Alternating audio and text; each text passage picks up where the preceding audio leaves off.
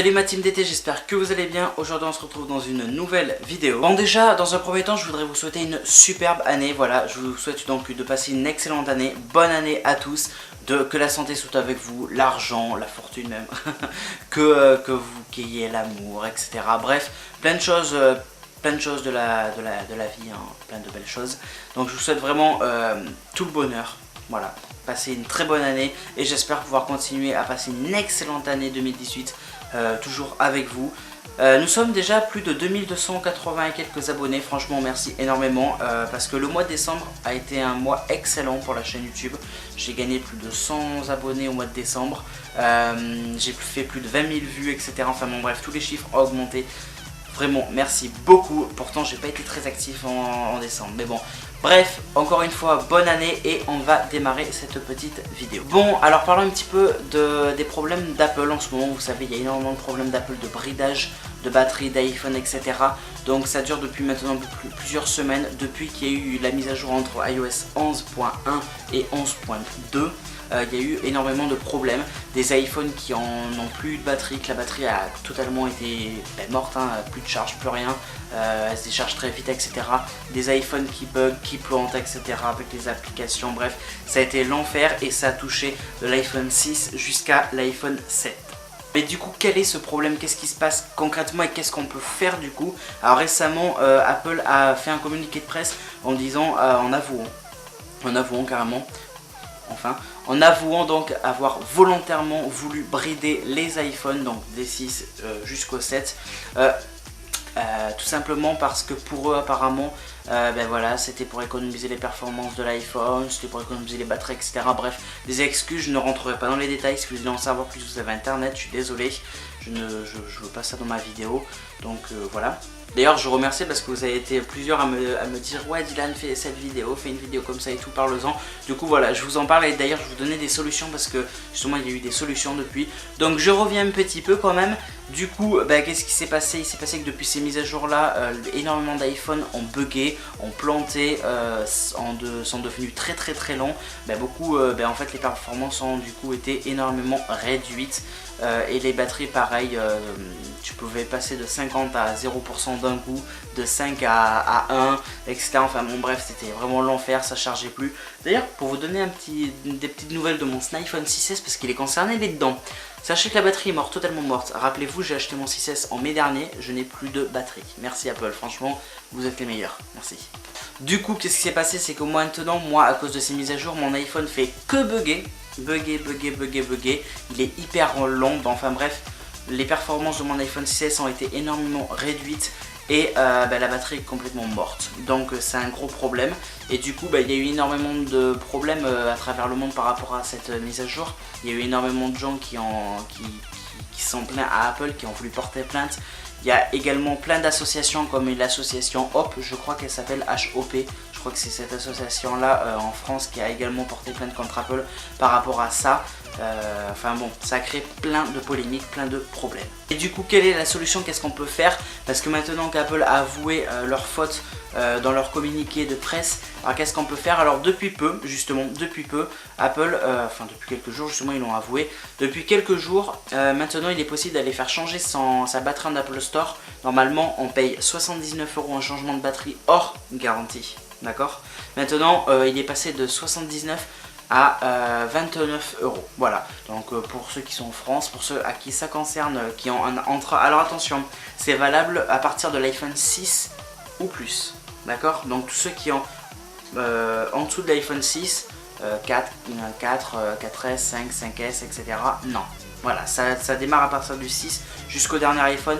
Les changements de batterie donc sont entre guillemets gratuits. Si vous êtes sous garantie, bon tranquille. Si vous êtes hors garantie, vous payerez donc 29 € au lieu de 79 ou 89 même. 89 ou 79.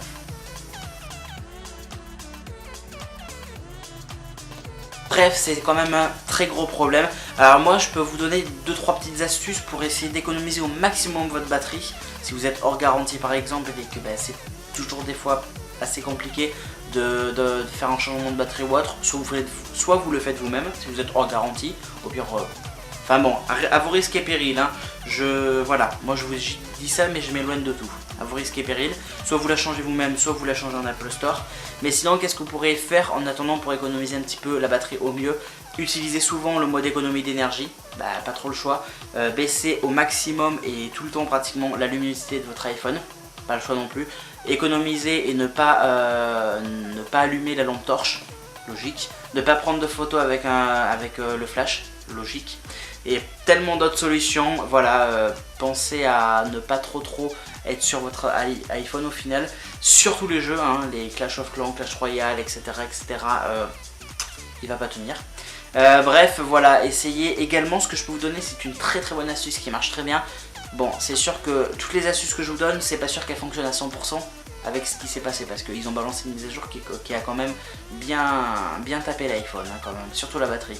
Mais bon, ces astuces, peut-être qu'elles marcheront un petit peu, peut-être qu'elles vous aideront à améliorer au mieux votre iPhone. Sinon, ce que vous pouvez faire, qui est très connu, c'est d'ailleurs on l'a fait énormément cette technique quand on achète un nouveau téléphone, c'est que vous déchargez la batterie à fond.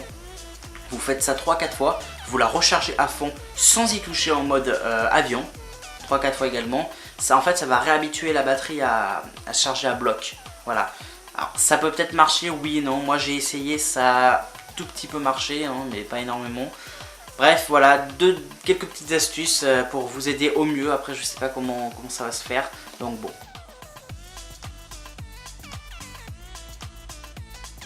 Du coup, ce qu'il faut surtout retenir en fait, c'est surtout que voilà, il y a eu ces problèmes. Apple a balancé des mises à jour qui ont complètement bousillé nos iPhones à partir du 6 jusqu'au 16. Ok. Du coup, pour se rattraper, ils ont fait plus de la moitié sur l'offre de la batterie, d'un changement de batterie. Très bien également. Maintenant, qu'est-ce que je peux vous dire, c'est d'économiser au maximum tout ça, voilà. Parce que bon, pour moi, c'est quand même plus pousser les gens à acheter un nouvel iPhone. Enfin, après, ça reste bien évidemment mon avis personnel, mais ce n'est pas que.